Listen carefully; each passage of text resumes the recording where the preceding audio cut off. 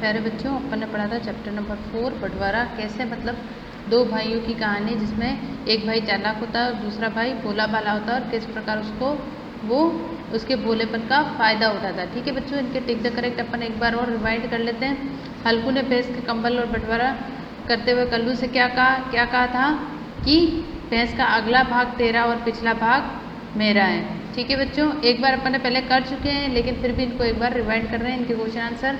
इसके बाद अपन इसके डायरेक्ट राइट वाले क्वेश्चन आंसर करेंगे। भैंस और कंबल के बंटवारे से कल्लू और हल्कू की दशा समान हो गई। हल्कू की दुर्दशा हो गई, कल्लू की दुर्दशा, किसकी दुर्दशा हो गई? कल्लू की दुर्दशा हो गई। जब कल्लू ने एक साधु के द्वारा सुझाए गए उपाय के अनुसार कदम उठाया तो क्या हुआ? हल्कू ने अपनी हार मान ली, दोनों भाई फिर से मिलकर रहने लगे। ठीक है बच्चों, नेक्स्ट है आपका सही खाली जगह पर सही शब्द चुन के लिखना है। पहले अपन कर चुके हैं ये पिछली क्लास में, फिर एक बार रिवाइंड करें। हल्कू बहुत था, क्या था? चालाक। भैंस का पिछला भाग को मिला हल्कू को। कल्लू ने हल्कू को गीला कंबल दिया। कल्लू बोला दिन में कंबल पर मेरा अधिकार है। दोनों भाई मिलजुल कर रहने लगे। किसने किसको क्या था ये भी अपन कंसल्ट कर चुके हैं। भैंस का अगला भाग तेरा, पिछला भाग मेरा। बच्चों आपके साथ एक PDF फाइल भी इस पे वीडियो पे आपको आएगी, तो आप उसको क्या करना है, उसी के साथ आपको कंसल्ट करते हुए लिखना है। ठीक है, किसने कहा था? हल्कू ने कल्लू से कहा था। ठीक है बच्चों, नेक्स्ट है आपका तुम भैंस की गर्दन पर लाठी मारना है। किसने कहा था? साधु ने। कल्लू ने हल्कू को। हल्कू बहुत चालाक था।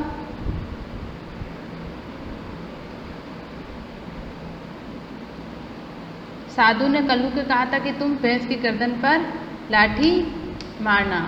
नेक्स्ट है आपका तुम भैंस की गर्दन। अच्छा बाबू तू ही जीता। अच्छा बाबा तू ही जीता किसने कहा था? हल्कू ने कल्लू से कहा था। किसने कहा था? हल्कू ने कल्लू से कहा था कि अच्छा बाबा तू ही जीता। नेक्स्ट है आपका लो अपना कंबल संभालो। किसने कहा था? कल्लू ने हल्कू से कहा था। नेक्स्ट है आपके क्वेश्चन आंसर।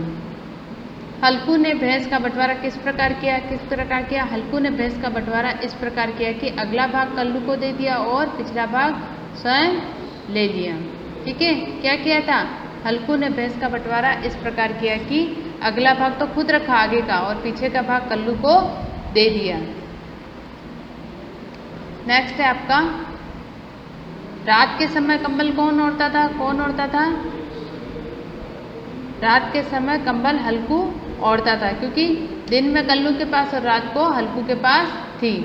भैंस को चारा पानी कौन देता था? भैंस को चारा पानी कल्लू देता था। भैंस को चारा पानी कल्लू देता था। फोर्थ है आपका कल्लू क्यों दुखी था? क्योंकि उसको बंटवारे में क्या है, बिल्कुल संतुष्टि नहीं थी और उसके भाई ने उसको धोखा दिया था। कल्लू इसलिए दुखी था क्योंकि उसके भाई ने उसके साथ कपटपूर्ण बंटवारा किया था और गांव वाले उसकी दुर्दशा की खिल्ली उड़ाते थे। सभी उसका भोलेपन का मजाक उड़ाते थे। कल्लू ने किससे उपाय पूछा? किससे पूछा था? साधु से। कल्लू ने साधु से उपाय पूछा। भैंस ने दूध क्यों नहीं दिया? कल्लू ने भैंस की गर्दन पर लाठी मारना शुरू कर दिया था, इसलिए भैंस ने दूध नहीं दिया। हल्कू ने अपनी हार क्यों मान ली थी? हल्कू समझ गया था कि कल्लू उसकी चालाकी के समझ के बारे में जान गया है, इसलिए हल्कू ने हार मान ली थी। मतलब हल्कू को पता चल गया था कि कल्लू को पता चल गया है वह किस प्रकार उससे चालाकी कर रहा है।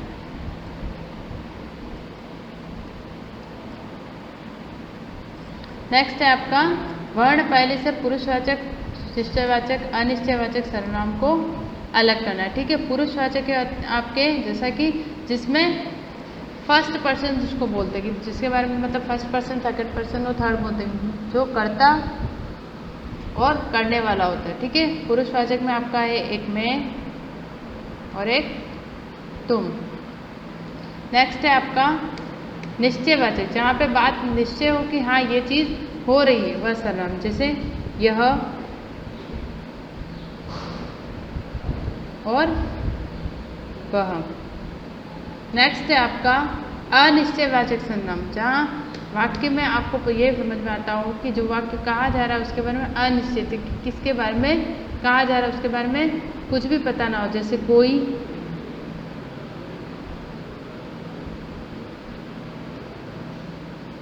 और कुछ।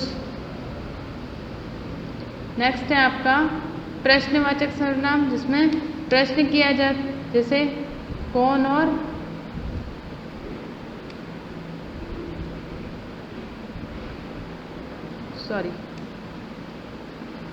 कौन और क्या।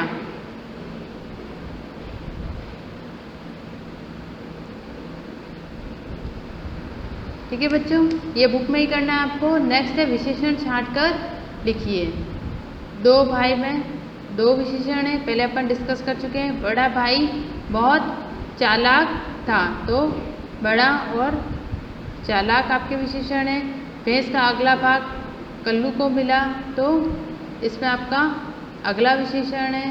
भैंस का पिछला भाग हल्कू को मिला, तो इसमें आपके पिछला विशेषण। ठीक है बच्चों, जो बच्चों बुक में करवाया जा रहा है वो आपको बुक में ही करना है, जो नोटबुक में करवाया जाता है वो वर्क आपको नोटबुक में ही करना है। ठीक है बच्चों, अब नेक्स्ट है आपका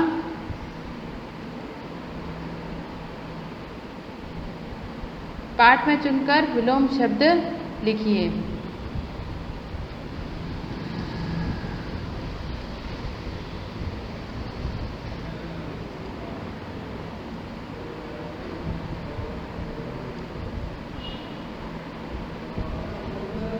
जैसे बड़ा, बड़े का क्या होगा आपके, पहले पढ़ता था बड़ा, छोटा, अगला, पिछला, हाँ, नहीं, दिन, रात, इधर उधर, सूखा, गीला, सुखी, दुखी, जीत का हार।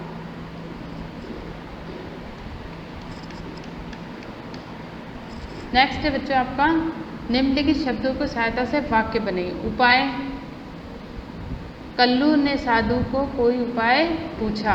ठीक है। बंटवारा, कल्लू और हल्कू ने अपने पिताजी की भैंस और कंबल का क्या किया था, बंटवारा किया था। लाठी, कल्लू ने भैंस के गर्दन पर लाठी मारी। चालाक, हल्कू बहुत चालाक व्यक्ति था। ठीक है बच्चों, तो ये आपके क्वेश्चन आंसर कंप्लीट हुए। बच्चों आपको नोटबुक में क्वेश्चन आंसर जब आप करते हो तो आंसर शीट से रिवाइंड करते हुए आप क्वेश्चन आंसर करोगे। मतलब आप जब वर्क कर रहे हो उसको आपके आंसर शीट में एक एक आंसर को देख के करना है। ठीक है, अपनी मर्जी से नहीं टिक करना है। जो बुक वर्क है बुक में ही करना है, क्वेश्चन आंसर आपको नोटबुक में करने हैं। वर्ण पहली, विशेषण, पाठ में शब्दों को विलोम लिखिए और निम्नलिखित सहायता से वाक्य बनाइए, शब्दों के वाक्य बनाइए। आपको बुक में ही करने हैं। फिल इन द ब्लैंक्स, किसने किसको कहा था ये भी आपको बुक में करना है। टिक द करेक्ट भी आपको बुक में करना है। और क्वेश्चन आंसर आपको और शब्दार्थ ये दोनों चीज़ें आपको नोटबुक में उतारनी है, अच्छी हैंड राइटिंग में उतारनी है। ठीक है बच्चों,